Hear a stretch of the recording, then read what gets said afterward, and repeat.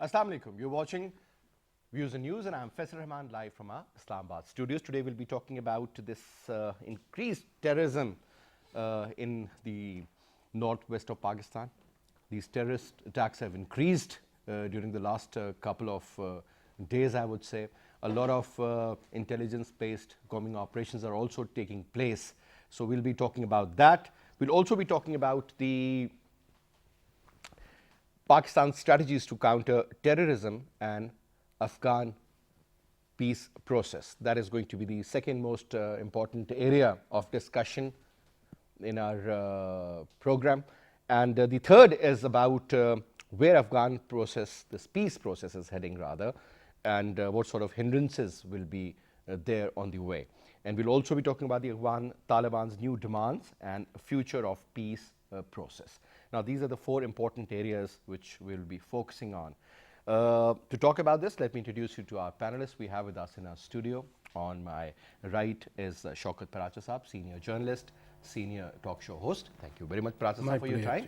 And we have with us Air Vice Marshal retired Faiz Amir Saab, who's a senior analyst and also the former Vice Chancellor of Air University, Islamabad. Thank you very much, AVM Saab, for your time as well. And we'll be also talking to Hassan Khan Saab, who's an expert on Afghan affairs and also a TV anchor.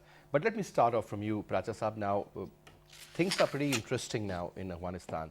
The rise in the violent incidents meant to derail the Afghan peace process. And other than Afghan issue, I mean, talking about the northwest of Pakistan and certain areas where the intelligence-based combing operations have increased, many soldiers have been martyred during those.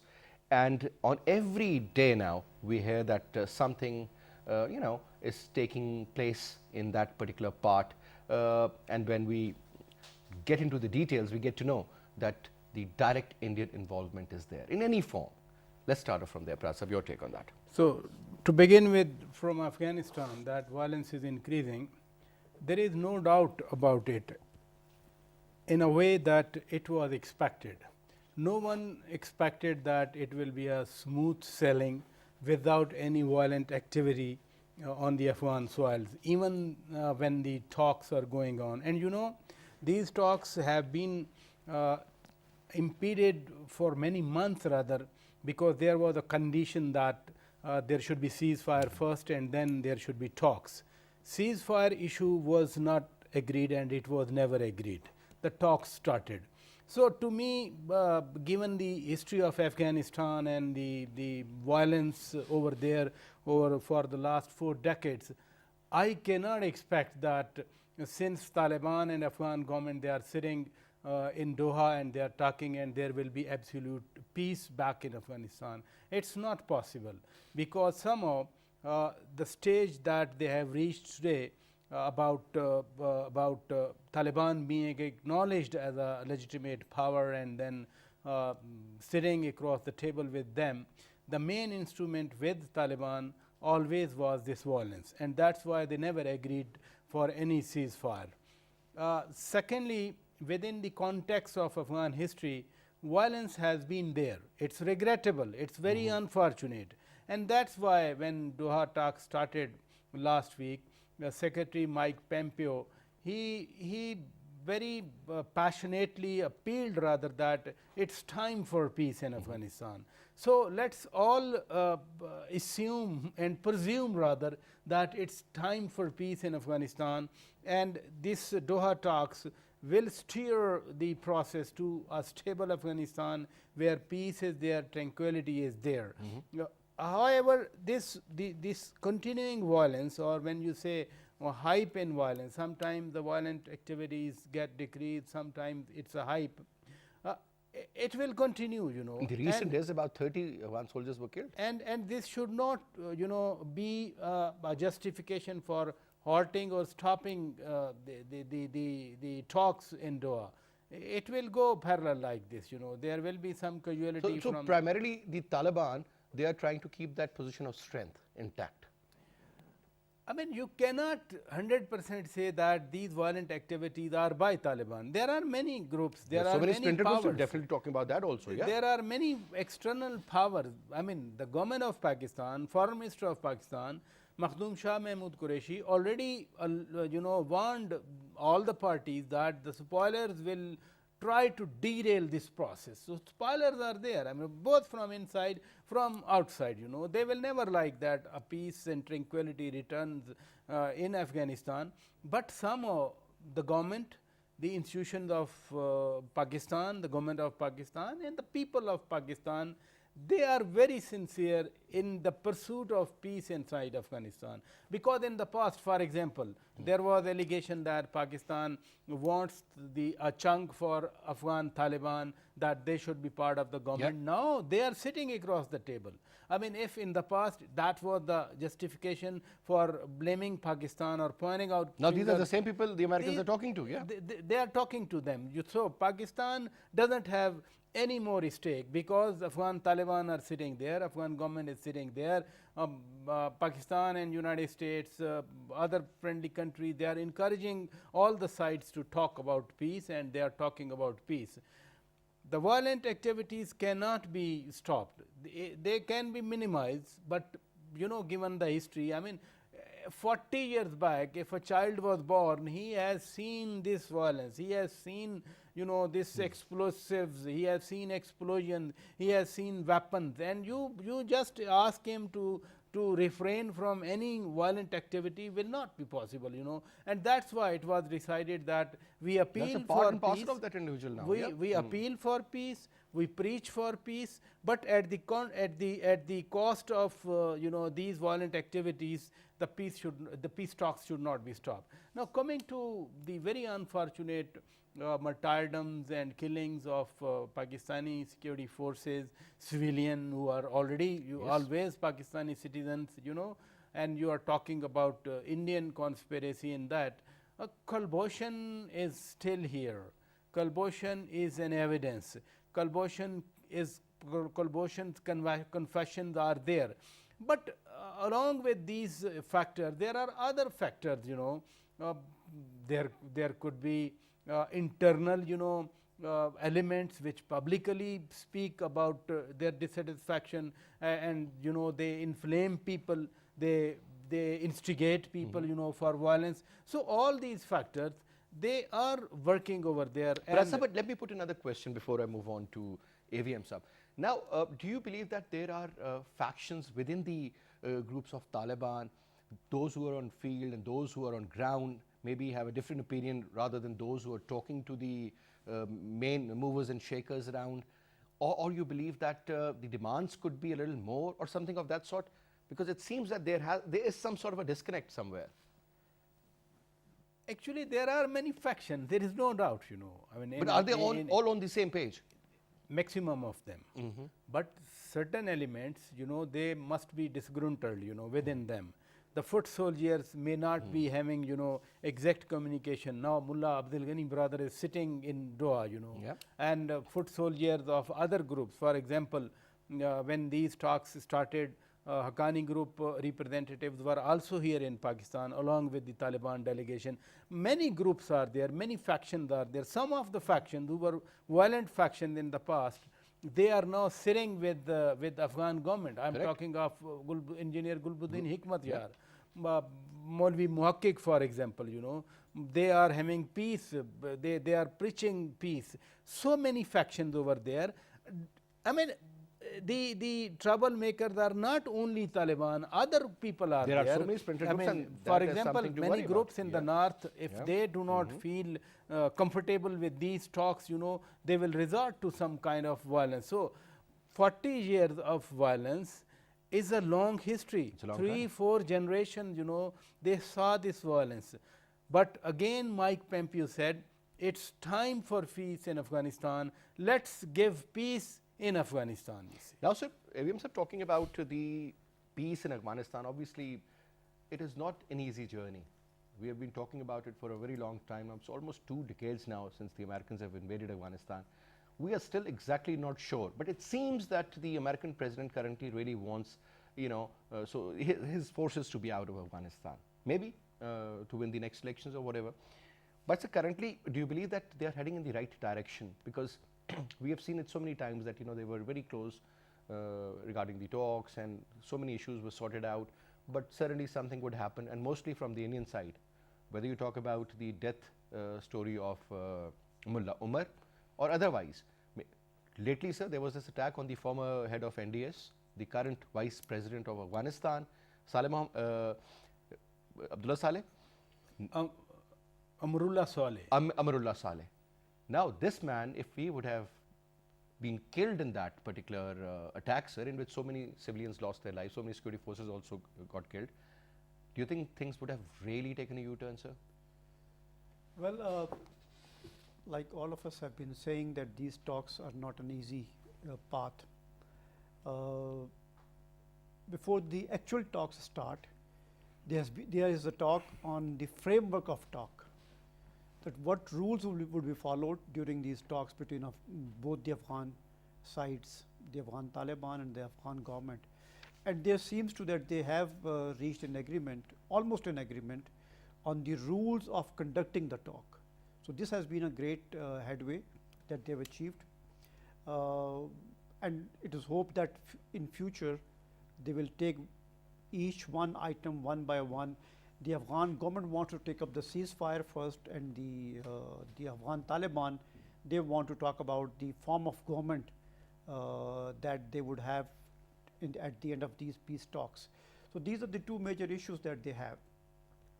Now, talking of the increased violence, when we look at the landscape, in the last 15 days or so, the violence and the deaths and the casualties have been higher than the last 5 years in the same time frame. So, but what happens is that a new thing has emerged, that nobody is owning up these attacks. The Taliban have not owned up a single attack. Now, this could be two reasons. One, there are definitely other groups other than Taliban who are participating in these violent activities, and Taliban want to own up that without claiming those things. The other thing is that the Taliban do not want to give that impression that they are not the only one major stakeholder, and there are some other stakeholders as well. So that's why probably on both counts the Taliban are keeping quiet on the increased violence. So that's an ominous thing, because when nobody owns up, then there's a chaos, anarchy within a chaos. So that's a serious thing that is happening, and that is probably should be worrisome for both Afghan government and the Taliban. What we now see is also increased violence on Pakistani side. Now, this is again not the only incident that has happened. Almost 40 soldiers have been killed, martyred over the last from July onwards. There have been 67 attacks and almost over 150 civilians killed between January and July this year. So the violence this side is also increased. But this also coincides. What does it tell us, sir? This also coincides with the increased ceasefire violations in the Kashmir sector. So there is on the one hand, It's a two-front war now. It's almost three-front now. Since Ladakh has not cooled off, Okay. Ladakh is still in the woods, Indians are still in the woods, and the weather has come up, and they probably are not very well equipped. They do not want Pakistan to take any advantage of that situation. Are we in a position to take advantage, sir, if they are sort of having some sort of a problem with the Chinese up there, sir? Well, there are always Because the Indians are talking about 2.5 front war. Opportunities do turn up, and a good commander will always avail those opportunities, particularly in a situation like this. But I would say that since India is keeping us busy on the LOC, they also probably have stepped up their activities from Afghanistan side. So that's a two-front war for Pakistan, where Pakistan has to look after its western border, its eastern border, and then the increased TTP activity within Pakistan. Now, when in 2014, when the North Waziristan was cleared, nobody thought that all the Taliban have evaporated, or they have gone to the Afghanistan side. there were many thousands who melded with the same population and stayed back. Now is the time that probably for them that they feel stronger, they have more supplies, they have reorganized themselves, and that is why you're seeing now most of the activity taking place in North Waziristan and in Balochistan. So Balochistan, we know very well that it's a den of various agencies that have colluded together against Pakistan in that particular area, and there have been a lot of attacks on the Pakistani forces in Panjgur, particularly where 8 soldiers died, where their convoy came under attack. So what we see is a lot of things happening in this particular region. A lot of forces, if you look at the world at this moment, the entire focus on conflict and conflict resolution and conflict management is happening in our area. Somewhere in Ladakh it is conflict management and conflict resolution. Center of all the activities. Yeah, somewhere in Kashmir, in Afghanistan, with Pakistan in the center. So there is a lot of activity that's taking place, and definitely it's a test for all the governments in the area. The Afghan government, the Pakistani government, the Iranian government, the Chinese government, who's a major stakeholder in this particular conflict. So there are major things happening, and no one is sure that things are going to cool off very soon. And by mere coincidence, I would say, just a strange coincidence, that even our political side heats up in these days. Well, that's pretty interesting as well. But so let me also engage Hassan Khan Sahab. Assalamu alaikum ji. Wa alaikum salam. Hassan Khan Sahab, thank you very much, sir, for taking out your time and talking to PTV World. Now, since we are talking about the ongoing peace process regarding Afghanistan, sir, but at the same time, we have witnessed that the terrorist activities have also increased, not only in Afghanistan, but also inside Pakistan. And every other day, there is an attack on the convoy of the Pakistan army, or sometimes a few soldiers have also martyred during the combing operations taking place in those parts. First of all, your take, sir, where is it heading? Still a lot of hindrances exist in the peace process, or you believe that majority of the issues have been sorted out and now they are moving in the right direction and peace is pretty close? Khan Sahab.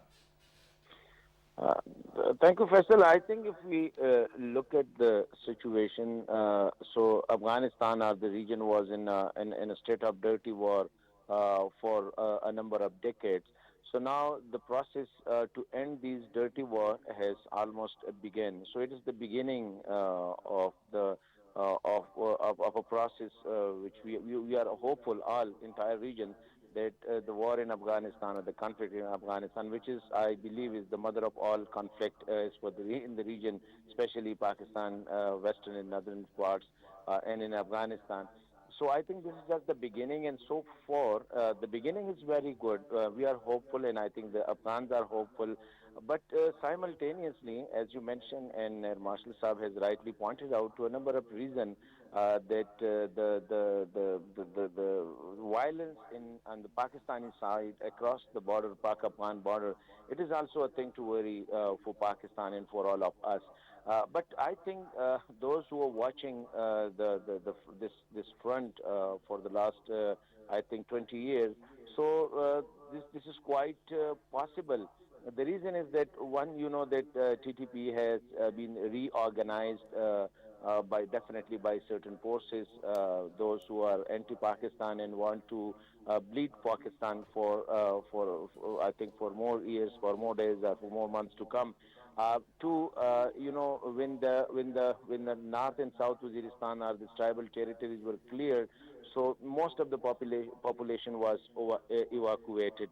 Now the population, almost the 90% population, is back into their area. So it is a type of, you can call it a human jungle again for for those unwanted elements. And definitely they are back, or definitely they are now finding spaces to hide and attack on the moving convoys of the military. So nowhere, if you look at the situation, nowhere there is an engagement with the security forces, but mostly the terrorists attack the convoy, the moving convoy in Waziristan, in North and South Waziristan. So that's also quite possible. And third, I think the most important thing is that when the TTP is reunited and all the groups are now once again.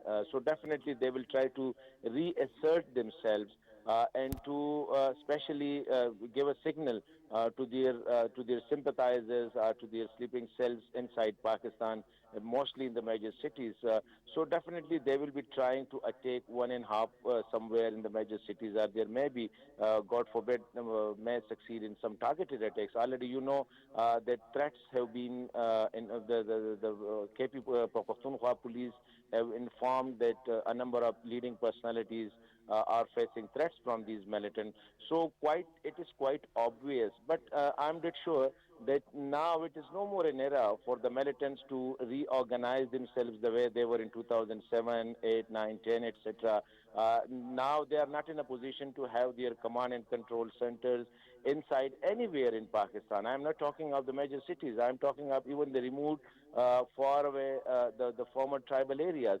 So Pakistani security forces and the Pakistan government is almost, I think, it has extended its reach to every inch, and I think of the western border. So now they also understand it, but definitely they will try to launch such attacks on the moving convoys of the military or the police, or target the government official or the political leaders.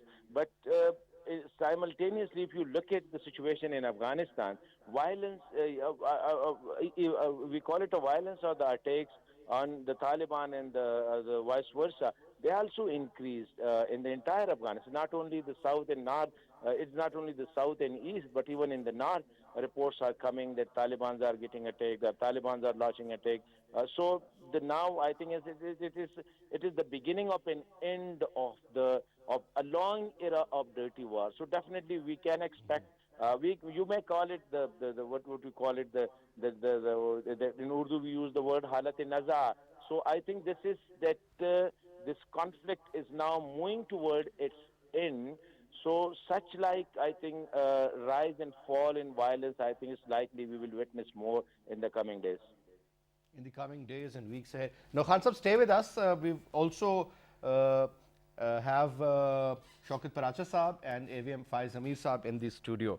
Now, Paracha Sahab, the second part. I mean, Pakistan's strategies to counter this terrorism primarily, and when we talk about the peace process, I think Pakistan has always played a very positive role, because we do understand that peace in Afghanistan at the end of the day means peace in Pakistan. All those forces earlier we were talking about are the forces which do not want peace in Pakistan. I mean, they're trying to push that war inside our boundaries. But having said that, now, since the forces are battle hardened, I think Pakistan Army and the other law enforcement agencies of this country, they are the only forces who've actually fought a successful war against the war on terrorism, as they say, because it was very different in nature. The enemy was camouflaged in one way or the other, or was rather diffused into the rest. But now, sir, when it comes to the positive gains, I think we have done a lot, starting from the Swat operation all the way to your North Waziristan. North Waziristan. So fencing of the border was one very important issue, and then sending back the refugees. Third was about bringing in the peace, making sure that all the stakeholders should sit. I think Pakistan has done enough on that regard. But still, sir, the recognition which should be given to Pakistan during this entire 20 years process, I mean, we are still considered somebody who the spoilers. And this is the kind of impression that has been given to the Afghan people and the Afghan decision makers by the Indians also. Do you think this is high time that we should get personally involved and at least show them the right picture? In fact, there are two aspects of this problem. The number one is that acknowledgement of the sacrifices of Pakistan. Till a year back, this comment was valid, but now it's not the case as it used to be, that there used to be a finger against Pakistan. It's not the case now. Now, United States, I mean, look at President Trump himself, how he is saying successively that we need assistance from Pakistan, that Pakistan partnership is imperative. You remember one tweet on very first January, what he said, and then after 6 months or so, his tone was changed. Nowadays, as I was explaining earlier and what Hassan Khan has said, that 40 years of war is ending. So, this violence will erupt, and sometimes it will appear that this is unending, but somehow it will end soon, because all the stakeholders, they are sitting together. Second aspect is that, as AVM Saab very rightly pointed out, that this region is in flames. Instead of conflict resolution, there are strategies for conflict escalation. That the proxies between the rival power in this region, they are indulging in proxies. There is no effort for conflict resolution. There is a problem. There are strategies for conflict escalation. Look at what the Indian strategies are. What strategies the other powers have in the region. The second and third aspect is that it's not only between Afghanistan and Pakistan, but the whole world was involved for the 20 years that you are talking. And still, when violence has been up, in the recent weeks, I heard Germany, I heard European Union, I heard France, I heard United States, Mike Pompeo is talking about it. Then Ambassador Zalmay Khalilzad is making everyday appeal for reduction of violence. So, it is not only between Afghanistan and Pakistan that the leadership of the two countries sit together. You remember, if you are talking of 20 years, there used to be trilateral mechanism, there used to be multilateral mechanism, there used to be quadrilateral. I mean, President Musharraf, President Zardari, and Tajik President Rahmanov, then President Putin, and President Karzai. It was a quadrilateral mechanism. Now, Pakistan and Afghanistan, they are talking on there was a recent meeting of APAPAS, Afghanistan Pakistan Action Plan for Peace and Solidarity. Efforts are going on, but at the same time, the spoilers are active. They are escalating the situation.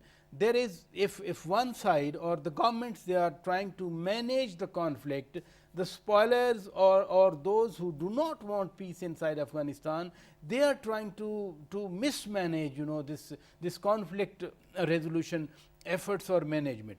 The encouraging thing, I will again say, encouraging thing is that the relevant quarter, the relevant stakeholders, I mean Afghan government and Afghan Taliban, those groups are sitting together in Doha and they are continuously engaged in peace process, in peace talks. It was stalled because there was a condition for ceasefire. Ceasefire agreement is not there. Without any ceasefire agreement, I personally, I'll reiterate, I cannot expect that there is a absolute peace, absolute tranquility is there. But you are saying that the world should acknowledge sacrifices of Pakistan. Pakistani nation, the security forces of Pakistan, the Pakistan army, they have a long tradition of sacrifices. And Hassan Khan very rightly said that they are now protecting every inch of motherland, And General Qamar Javed Bajwa, Chief of Army Staff of Pakistan, he takes pride, and this pride is shared by everyone in army and security forces, that nothing is compatible for giving your life, for sacrificing your life for the sake of your motherland, for security of your dear motherland. If that is the spirit, to protect your own country, no one can harm this country. Pakistan has contributed for peace. Probably the only example may be that this country has won a war against terrorism, that this country has eliminated so-called very tall organization of terrorists. Some terrorist organization, they have refuge inside Afghanistan, and that is the areas where Afghan government doesn't have the writ. They assembled there, some organization, they assembled 2 weeks back, and they chalked out this plan, which in fact has increased the violence inside Pakistan. Now, we cannot say these are the tribal areas. This is now Pakistan. This is the settled districts of Pakistan. But effort is going on despite the sacrifices.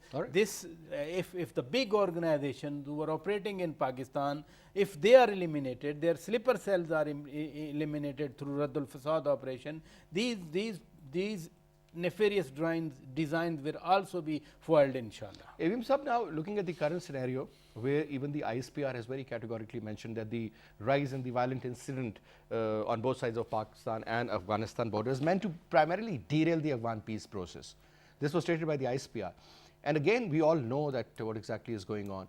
Now, if they do understand, don't you think, sir, by the time the Afghan peace process is taking place on one side, Pakistan should also opt for a mega last final countdown operation, sir, like mentioned by Praja Saab, Operation Radul Fasad, or something like Rahe Nijat for that matter. Your take on that part, sir? Let's take your last question first, and then I'll move on to the regional side. It's difficult for Pakistan to again launch operation on its own side. Let's not assume that the forces, military forces, are ready to again go back in the same areas against own people. It's quite painful. It's quite troublesome for the hierarchy, for the But military, what if it for is the really military required, leadership, Avim Sab? for the military leadership. So it's a difficult decision. On the other hand, the TTP has recently given a statement that our war against Pakistan continues, and actually they have asked the people to vacate those areas until the peace returns. So there is definitely going to be an escalation, and how do we handle that escalation would be the major, because you do not want a flood of IDPs once again flowing into your own, and these people are the most distressed people, most people who have seen the worst in their lives for the past Sir, I've seen couple the of decades. IDPs of Sawat, the kind of condition they were living in Nushaira No, and even Peshawar. in It was Islamabad. horrible. Even the It was IDPs horrible. of- So the case was with the people of IDPs of North Waziristan. Waziristan, North Waziristan, they haven't yet returned fully to their. Most their, of them are still in Bannu. Their houses were ruined, their shops were destroyed, the bazaars were destroyed. So actually, it would be very difficult decision to go back en masse and again have the entire population vacate that area.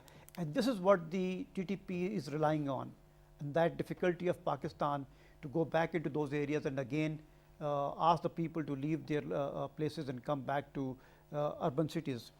Now, as far as the Afghan peace talks are concerned, there are two things I want to say about.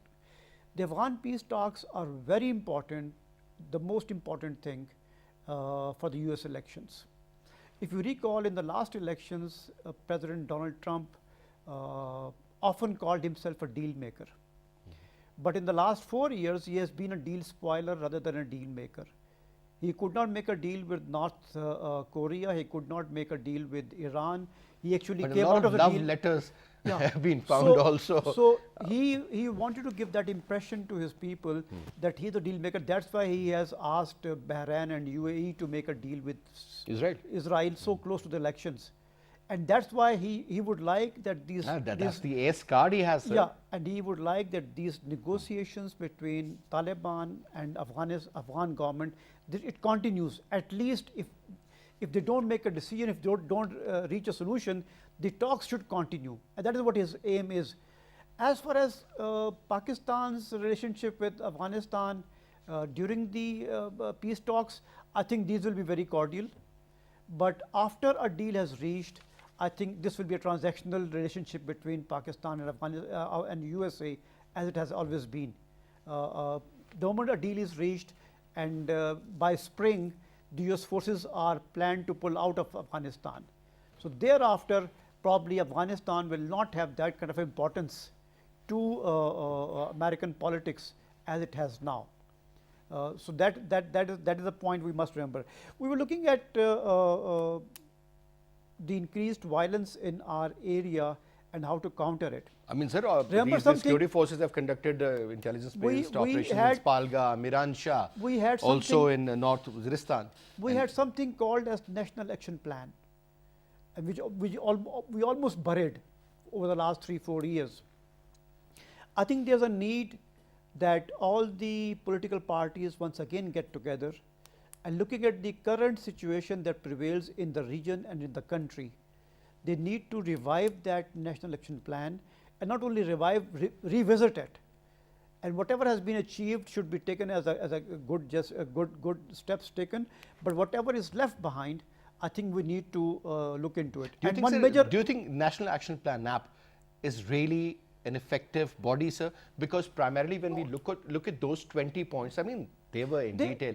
How much have we done? No. That's If, the point. if there was no issue of It was- FATF, I think we would have done nothing. No, that action Now plan that was, particular sword is hanging on a action neck. plan was just a piece of paper. You need to have committees and you need to have people to implement that. And that is where we probably lacked our political will. So this is the time that we again come together, and since it is more important because now FATA is not FATA, it is Pakistan. It was Pakistan earlier also, but it is now part of our settled areas. So it is more important that all the political parties, keeping all their differences alive and aside, they should come together and discuss the security situation in the country and look at what measures need to be taken to curb this rising menace, which has gained some strength in the last 3-4 months. It will, let's hope so, because sir, rebels have stepped up attacks, especially on the border area. So obviously somebody is supporting them, somebody is in fact pushing them to get in. Now, Hassan Khan Sahab? Hassan Khan Sahab? Yes. Yeah. Now, let me put this question to you, and this is about the very recent militant activities which we have witnessed all along the border. There was this concept that we will have this fence throughout the Pak-Afghan border and also with Pakistan-Iran border. A lot has been done, a lot still needs to be done. But primarily, sir, even if you look at the history, the Taliban never accepted this Durand line, right, sir? Now we are erecting a fence. Do you think this is going to be another problem at some stage with them? Faisal, I don't think so. If you interact with the Afghan privately, especially with the leadership, I will quote one example to you. One of my interaction with the senior most diplomat in Islamabad, Afghan diplomat, when this fencing was started. I asked him that Afghan reaction, there is no reaction from Afghan side, especially the government side. So I asked him, is there any understanding in Pakistan has taken the Kabul government into confidence as far as this fencing is concerned? So his 3 or 4 word sentences was that the understanding is don't ask, don't tell. It means that Pakistan shall not raise this issue at all. So Afghans will not say anything about it. And I think for Pakistan, the Durand issue, it is a settled issue. And Pakistan policy is, as far the state policy is concerned, that we are calling it Pak-Afghan border. This is not the Durand line. This is a Pak-Afghan border. In Afghanistan, I think only the issue is raised when somebody is down there politically, like the recent statement of Amrullah Saleh, and you knew the reaction, the national and international reaction against him when he raised this issue. And I think in Afghanistan, if you want to jack your position up, so definitely you have to take certain controversial issues. So for some Afghans, for especially the nationalist one, it may be an issue, but it is not an issue for the government. And I have discussed it with even at the topmost level when President Karzai was the president, and in one of my interactions when I was interviewing him, and at the end when interview was finished, and he said that, thank Hassan, you didn't raise this issue of the Durand. So it means that Afghans also do not want this issue to be raised at any forum by Pakistan. And I think Pakistan has a good policy that Pakistan is not raising it at a formal forum with Afghanistan. So for Taliban, I think it will not be. They will not try to. I think to reignite this issue of the Durand with Pakistan. Neither any Afghan government will do that. You look at the Afghan government, the recent Afghan government. President Karzai was for 13 years, and he never once raised this issue at any official forum outside the Afghanistan or inside Afghanistan at official level. Neither President Ashraf Ghani. So this Amrullah Saleh, he is the type of a person who is not liked by the by the moderate Afghan, by the peace-loving Afghan, and you know his position. He seems to be totally isolated, and he is just relying on the social media, the responses from the social media. It is very unfortunate. He is called a Facebook. Who mostly rely on the likes on the Facebook or the Twitter, etc. So I don't think so that the Pak-Afghan border issue, it is such a burning issue where Afghan will pick it up as for the fencing is concerned. And fencing was done, I think, with an understanding with the Kabul. As I mentioned you, the incident where I asked this Afghani diplomat in Kabul, in Islamabad, and he said the policy is don't ask, don't tell. It means that it is the border. You do whatever you want on your side of the border. Afghan will say nothing about it. So if that is a policy during the hard time when there was a type of the line of communication between Kabul and Islamabad was very weak, or either it was cut off. That was the Afghan government policy. So I think once the Taliban are there, if God forbid Taliban are in power, so Taliban have a very good understanding with the Pakistani establishment historically or even currently. So I don't think so that it will be an issue either with the Taliban or either with any other government in Kabul.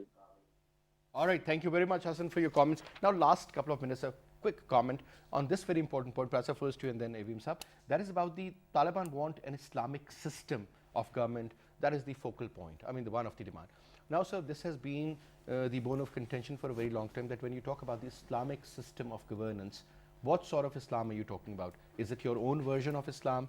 Or do you think the demand over the last, let's say, decade or so, they have also understood that absolute control is not the option.